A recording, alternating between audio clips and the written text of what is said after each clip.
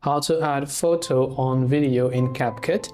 To add a photo on top of a video as an overlay on CapCut, it's actually quite very simple for us to achieve that. All we have to do is launch CapCut, and this is the type of interface you will see. And because CapCut also has a free version, you might have to deal with some of the ads that are available for here.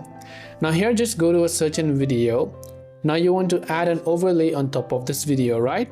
It's actually quite very simple. After you open the project, from the bottom just look for the option called overlay and tap on it. Then tap on add overlay. Then simply go to photos.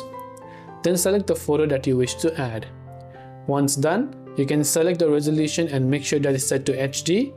Then tap the add button. Then once you tap on add button, that particular photo will be added on top of a video, and I can select the timeline as to how much I want the photo to appear as well within the video. So this way I can add photo on video in CapCut. I hope the video helped you out. If you have got any further questions, feel free to leave them down in the comments below. As always, thanks for watching till the very end of the tutorial, and see you soon in the next video.